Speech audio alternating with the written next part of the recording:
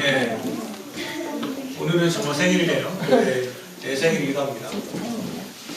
또 어제 이렇게 사모님, 교회 권사님, 유재한 집사 와가지고 좀 생일잔치 같아 보이나요? 네.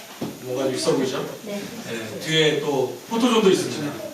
사진 꼭 찍으십시오. 역사의 교회의 역사에 있기 때문에 사진 또 찍으시고 즐거운 마음으로 받았으면 좋겠습니다.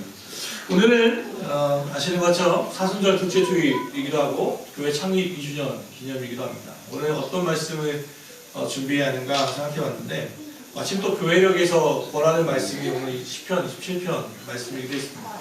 이 말씀과 함께 이야기를 같이 나누었으면 좋겠다 싶어서 이 말씀을 본문으로 합니다. 사순절은 다 아시는 것처럼 겨울에 시작해서 보통 봄에 끝나죠. 부활절까지 가죠. 특별히 오늘 이번 두 번째 주일은 3월 21일이 무슨 날인지 아십니까? 춘분입니다. 춘분. 그러니까 겨울과 해가 뜨는 시간과 지는 시간이 같은 춘분이 이제 3월 21일 날 이번 주 안에 있죠. 낮과 밤의 길이가 같아지면서 이제 겨울의 추위에서 벗어나기 시작하는 때가 바로 사순절 두 번째 주일이기도 합니다. 그런데 아시는 것처럼 춘분이라고 말을 하는데 춥죠. 저는 어제 야구 잠바 입고 나왔다가 고양실에 있었는데 얼어 죽을 뻔했습니다. 오하이 되더라고요. 왜냐하면 춘분 무렵이라는 것은 바람이 많이 불고 꽃샘추위가 찾아오는 때이죠. 그래서 기온이 오를 때도 있고 낮은 때도 있고 이게 막 고비를 치다가 결국은 봄으로 겨울로 여름으로 나아가겠죠. 사순절기는 언제나 봄과 연결되어 있습니다. 겨우내에 차디찬 바람, 한설, 이것들이 봄이 되면 그쳐지고 이 딱딱하고 굳어버린 땅을 뚫고 새손이 다시 돋아나는 것처럼 이 사순절은 그것을 의미하죠. 고난과 역경, 광야를 지나 십자가의 죽음으로 고난의 클라이막스를 찍고 그리고 3일의 죽음의 침묵 그리고 부활의 기쁨으로 나아가는 겨울을 뚫고 봄으로 나오는 그 새싹의 기쁨처럼 이 사순절은 부활절을 준비하는 기간이기도 합니다. 겨울은 길 수 있지만 겨울은 참 오래 갈 수 있습니다. 그렇지만 반드시 그리고 마침내 봄은 오죠. 겨울은 봄을 이길 수 없습니다. 우리의 고난도 언젠가는 끝이 나고 영광의 기쁨의 날은 오게 되어 있습니다. 오늘 본문 27편은 이렇게 시작합니다. 다윗의 시.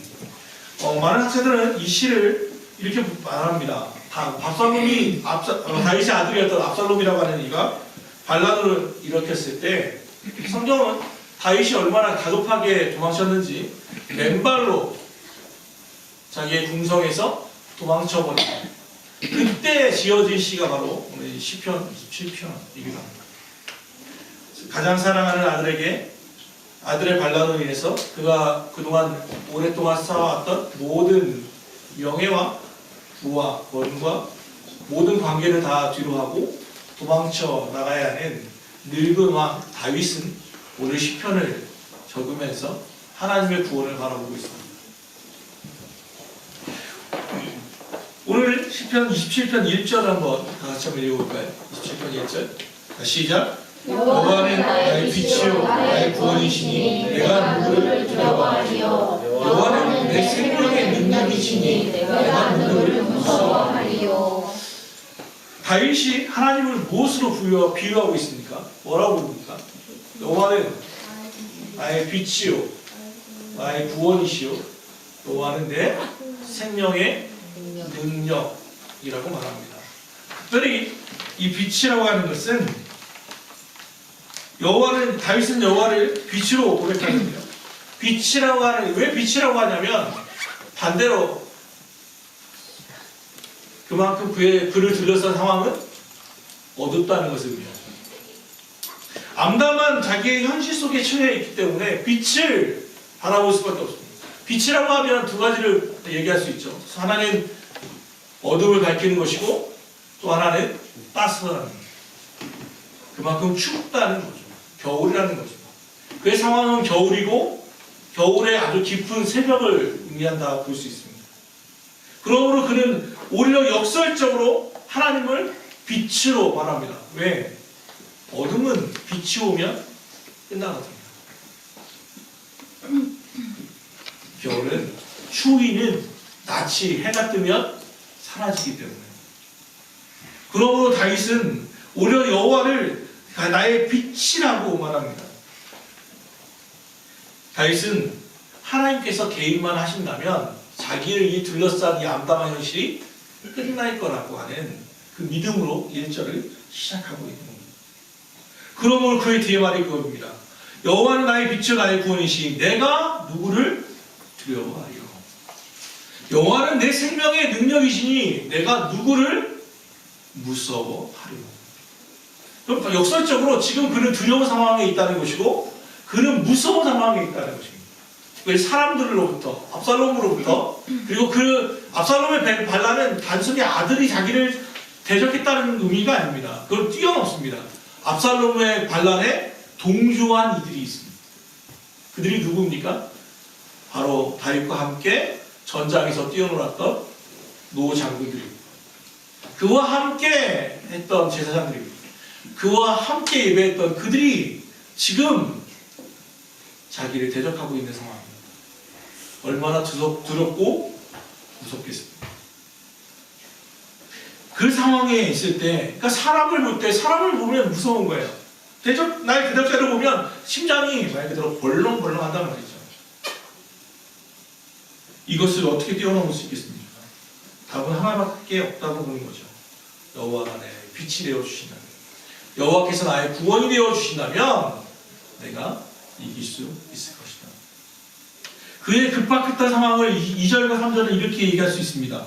2절과 3절 한번 읽어볼까요? 2절과 3절도 시작. 악인들이 내 살림을 먹으려고 내게로 왔으나 나의 대적들 나의 원수들이 그들을 신축하여 먹었다. 군대가 나를 대적하여 침칠지라도 내 마음이 두렵지 아니하며 전쟁이 일어나 나를 치료할지라도 나는 여전히 생각한다.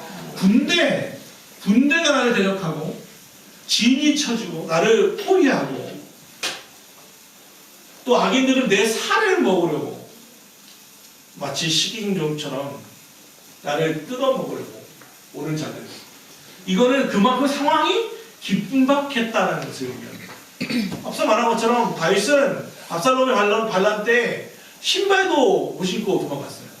맨발로 자다가 반란이 이렇게 일어나서 그의 후궁들 10명도 데려가지 못하고 몸 하나 피하는 게 고작이었습니다.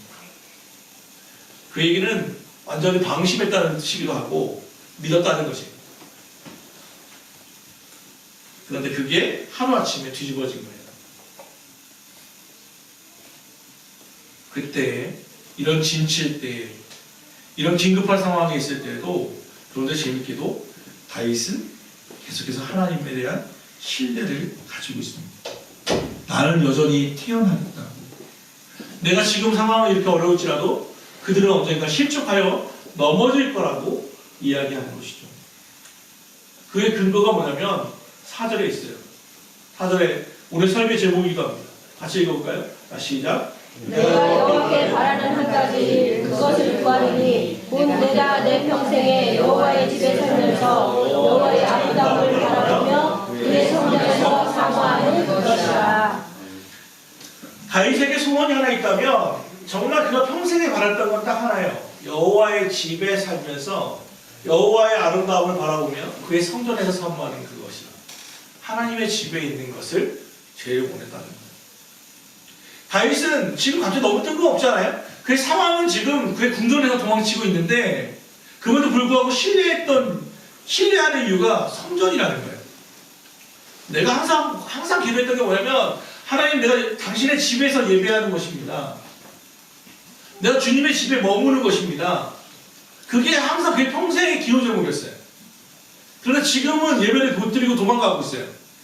그래도 내가 그렇게 기도했던 것을 하나님은 들어주실 거야. 내가 다시 예루살렘으로 돌아올 거야. 라고 하는 희망을 가지고 있는 거예요. 그는 오랫동안 하나님과 동행했거든요. 아시는 것처럼 다윗에게는 소망이 하나 있어요.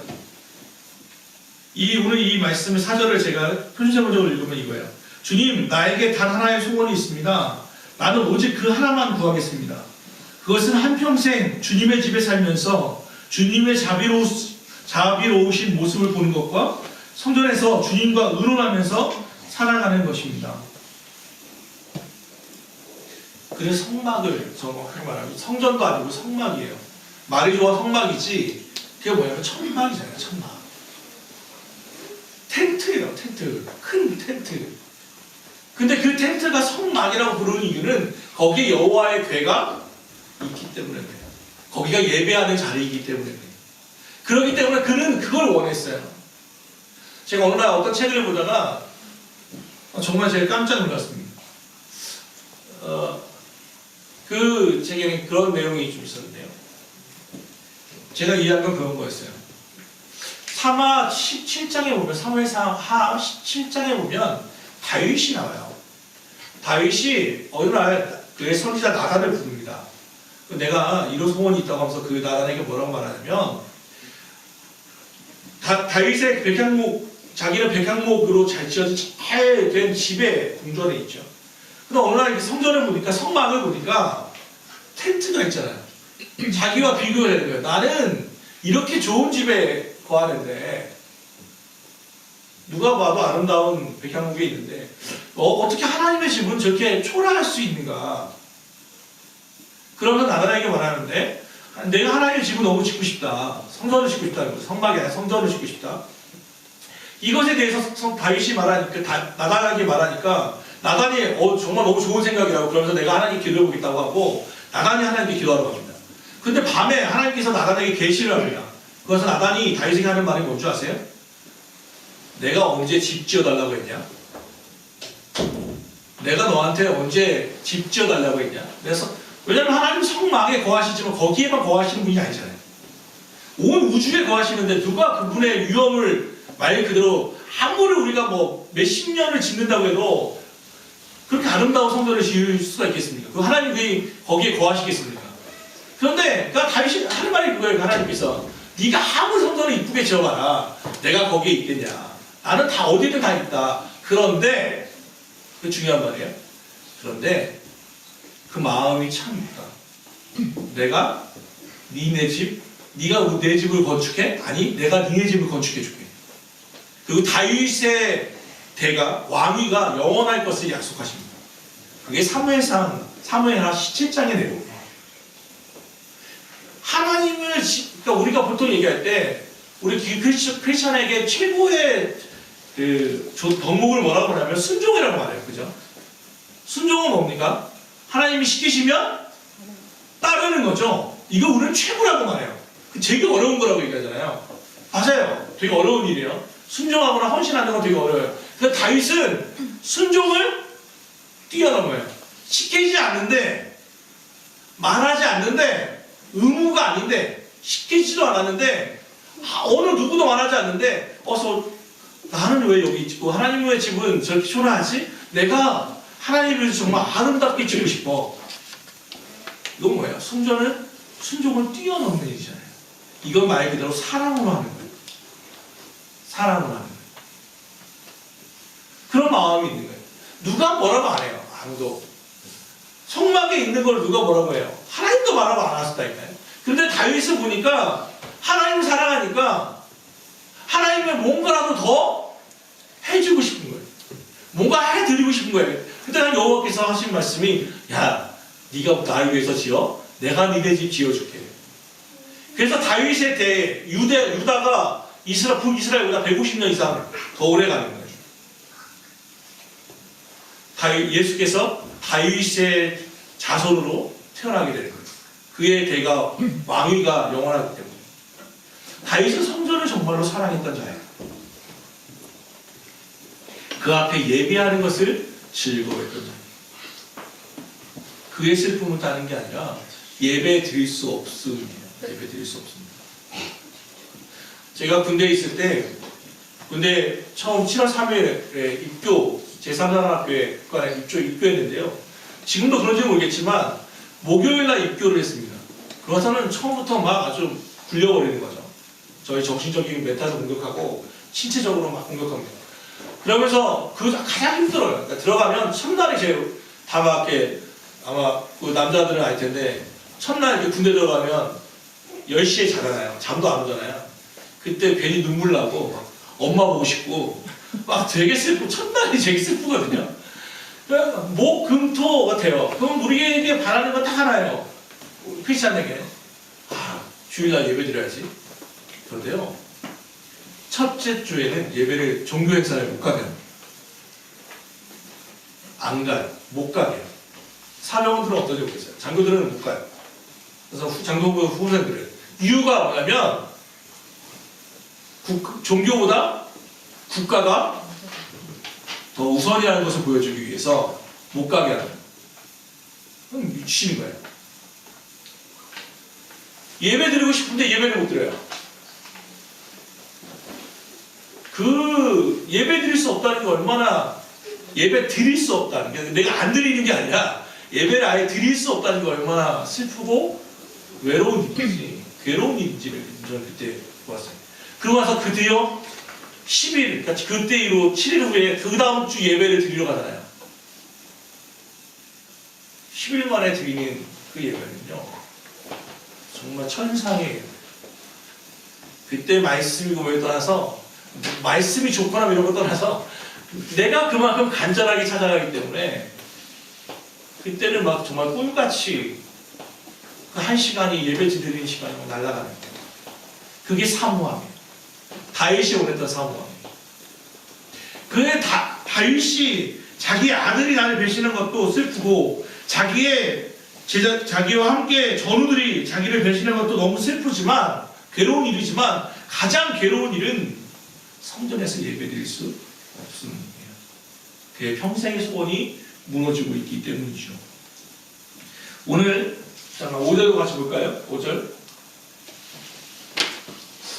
그에게는 이런 소원함이 있어요.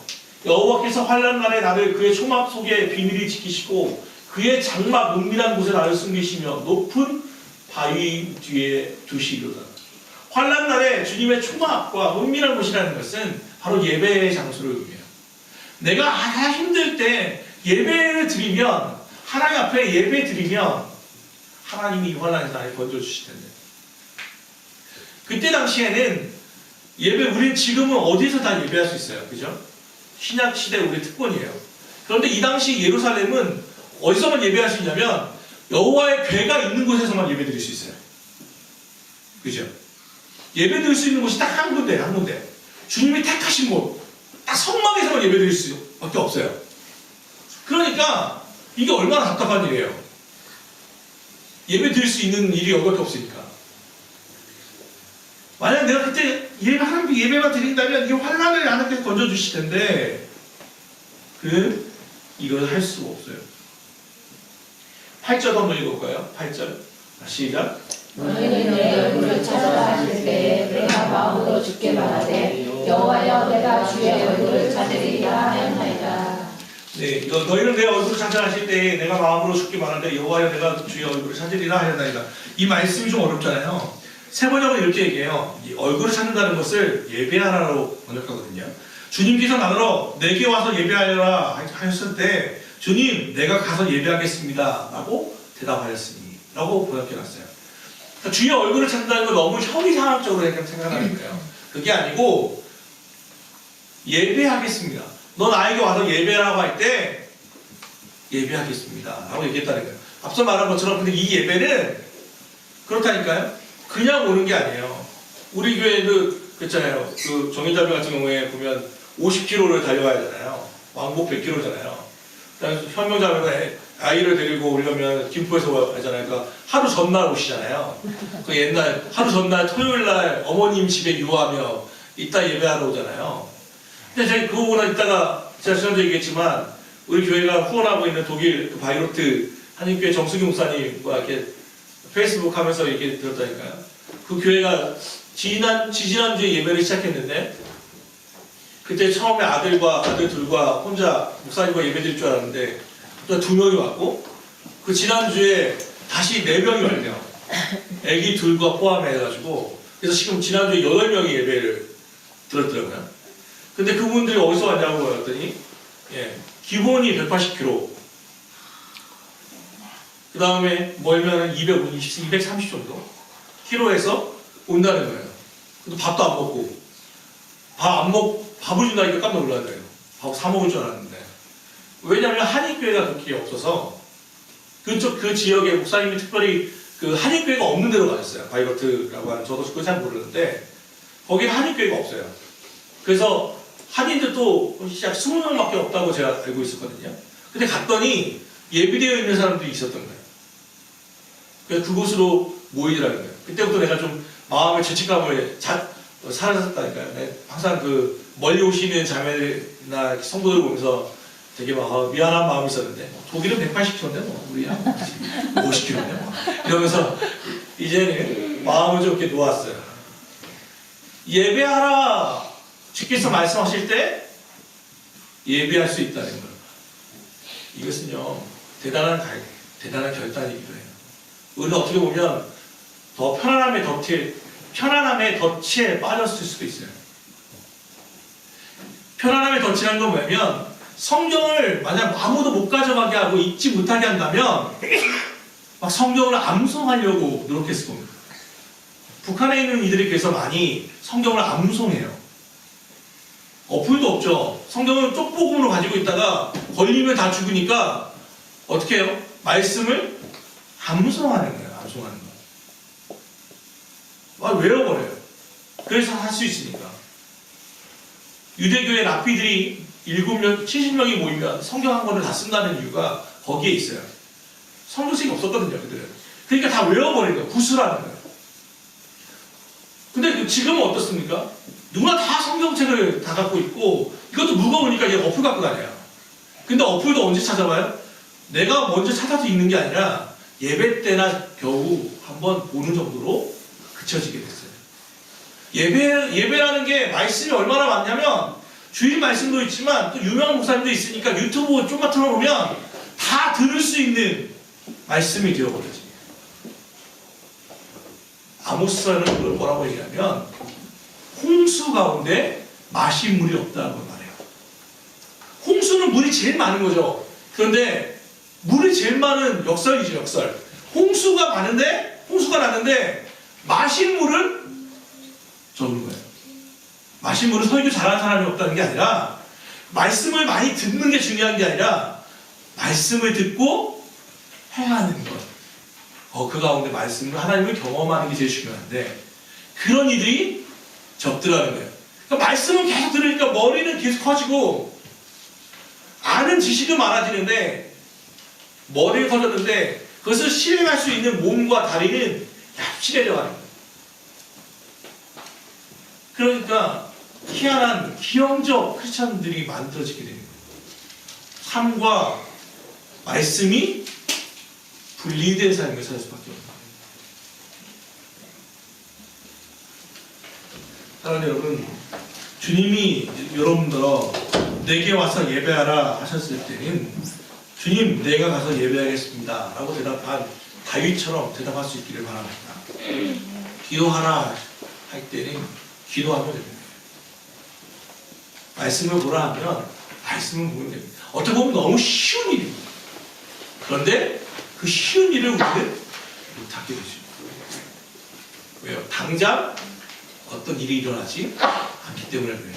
하루 굶으면 너무 배고프고 힘들지만 말씀을 하루 굶으면 배 안 고파요. 당장 엄마 아빠에게 얘기하면 엄마는 아빠는 즉각적으로 뭔가 얘기해 주거나 응답해 주지만, 하나님께 기도하는 것은 내가 하루 쉰다고 해도 또는 내가 말한다고 해도 응답이 더디올 때가 많거든요. 내가 안 해도, 기도와 말씀을 안 한다고 해도 내 삶에 아무런 지장이 없을 것처럼 보이거든요. 그래서 우리는 이것을 등한히 여길 때가 얼마나 많습니다. 바라는 것은 가까운 교회가 말씀과 기도라고 하는 이 두 가지 가장 본질적인 그리고 단순한 그리고 최종적인 그리스도의 훈련 과정에서 승리할 수 있기를 바랍니다. 어떻게 보면 목사의 설교는 대부분 같은 이야기를 다르게 이야기하는 겁니다. 내용은 결국 하나도 규율되지 않습니까? 성경을 보십시오. 그리고 기도하십시오. 그래서 하나님께 영광을 돌리십시오. 설교 내용은 결국 쭉 끄집어보면 그게 아닙니까? 제발 말씀 좀 보라는 거고 제발 기도하라는 거예요. 근데 왜 안 하냐면요. 제가 신천지 교육을 이렇게 신천지 반대 교육을 받아보면서 느낀 게 있어요. 많은 이단들은요 성도들을 두렵게 해요. 무섭게 하는데요. 말씀 보게 하는 방법이 간단하거든요. 신천지 논리는 딱 그거예요. 야, 너희들 예배 한 번만 빠지면 14만 4천 명이라고 하는 구원에서 너희들 빼버린다. 빠진다. 그거예요. 그러니까 두려워서 이렇게 노력했는데 나 구원 못 받는다니까 두려워가지고 수요 예배 가가지고 지문 찍고 하는 거예요. 무섭게 하면 안 되는 거예요. 무섭게. 이거 못하면 구원 못 받아? 아, 거짓말이죠. 예수 믿으면 다 구원 받아요. 수요 예배 안 온다고 해서 구원 못 받습니까? 그런 거 없습니다. 그런데도 그렇게 겁을 주는 거예요. 계속해서. 그것은 앞서 말한 것처럼 순종도 아니에요. 다윗은 그것을 뛰어넘었다니까요. 더 나아가 볼까요? 우리 10절에도 말씀 봅시다. 절대적 확신이 있어요. 10절 한번. 죽었다고요? 배터리가 죽었다고요? 나이 없어요? 없어요. 예, 알겠습니다. 그 10절을 같이 읽어볼까요? 그러면 말씀 10절 시작. 내 부모는 나를 버렸으나 여호와는 나를 영접하시리라. 그에게 확신은 이거예요. 하나님과 예배하며 오랜 동안 신뢰를 쌓으면서 가진 확신이 뭐냐면 내 부모는 나를 버렸으나 여호와는 나를 영접하시리라. 근데 이게 버렸다예요. 버려도예요. 버렸다. 그럼 다윗의 아버지 이새가 다윗을 버렸다는 뜻입니까? 무슨 뜻입니까 이게? 왜 버렸다고 말합니까? 버린 적이 없는데 이미 부모는 뭐 했다는 거예요? 흙으로 돌아갔다는 것을. 다윗의 부모는 다윗을 버렸다기보다는 시간이 지나면 어떻게 돼요? 나이가 들어서든 병으로든 이 땅을 떠났다는 거예요. 그게 사람의 유한성이에요. 사람의 유한성. 부모는 역시 여러분을 사랑하시겠죠. 끊임없이 사랑합니다. 그런데 사랑하는 마음은 있지만 그의 능력은 영원 불면할 수 없어요. 사랑하는 건 별도고 내가 끝까지 이 아이를 보호해 줄 수가 없어요. 부모님들 착각하는 게 그거예요. 이 아이를 끝까지 봐줄 수 있을 것이다? 절대로 그럴 수 없어요. 나이가 들어가든지 또는 불의의 사고가 일어나든지 질병에 걸리든지 내 마음하고는 다른 거예요. 그래서 다윗은 뭐라고 하냐면 버렸다라고 표현하는 거예요. 부모는요 사랑하는 마음이 있어도 능력이 안 돼요. 그게 사람의 유한성이에요. 그런데 여호와는 끝까지 나를 버리지도 떠나지도 않을 거라는 거예요. 그게 다윗의 확신이에요. 그걸 알고 있었던 거예요. 다윗은 생명이 하나님께 있음을 알고 있기 때문에 생명이 하나님께 달려있습니다. 다윗은 아무리 압살롬과 대적자들이 나를 대적한다 할지라도 결국 내가 죽고 사는 문제는 이들에게 달려있지 않고 하나님께 달려있다는 것을 알았기 때문에 그들을 두려워할 것도 무서워할 것도 없었다는 겁니다. 사랑하는 여러분, 혹시 우리 가운데 고난당하는 이가 있습니까? 14절의 말씀에 귀를 기울여 보시죠. 14절, 13, 14절입니다. 같이 읽어봅시다. 시작. 내가 산자들의 땅에서 여호와의 선하심을 보게 될 줄 확실히 이루도다. 너는 여호와를 기다릴지어다. 강하고 담대하며 여호와를 기다릴지어다. 아멘. 제가 제일 좋아하는 그 배우가 있다면 김명민이라고 하는 제 배우를 참 좋아합니다. 혹시 아세요? 김명민이라고. 원래 사진 준비했는데 컴퓨터가 돌아가셨어요. 혹시 아세요? 김명민이라고. 그 베토벤 바이러스 있었고 옛날에 불멸의 이순신 있었고. 근데 그 김병민 씨가 있고요. 또 하나는 좋아하는 배우 중에 하나가 황정민이라고 하는 배우. 그죠? 뭐 정말 다 아시는 것처럼. 그런데 그 둘의 공통점이 있더라고요. 김병민 씨 이렇게 보니까 연극도 했고 오랫동안 연구 했는데 주연도 깜짝 해봤고, 그런데 오랫동안 무명이 있었어요. 그래서 32살에 이대로 가다가 아이도 했는데, 아이도 낳고 결혼까지 했는데 무명으로는 도저히 먹고 살 수가 없으니까 안 되겠다 싶어가지고 자기 집을 다 팔았더라고요. 그리고 뉴질랜드로 이민 가려고, 거기 뉴질랜드에서 일할 것까지 다 이민 준비하고 있는데 갑자기 전화가 온 거예요. 그때 온 게 뭐냐면 불멸의 이순신이라고 하는 대하 드라마에 캐스팅이 된 거예요. 그 사람은 무명인데 왜 왔냐면 앞에 있는 유명했던 사람들이 다 안 한 거예요. 다 잘려가지고 남은 게 김병민밖에 없었던 거예요. 처음 이 사람 캐스팅됐을 때 이게 누구인지도 사람들 다 모르고 이 큰 드라마를 어떻게 할 수 있나 했는데 나중에 그가 연기를 정말 너무 잘했죠. 그때부터 그가 승승장구의 삶사이죠.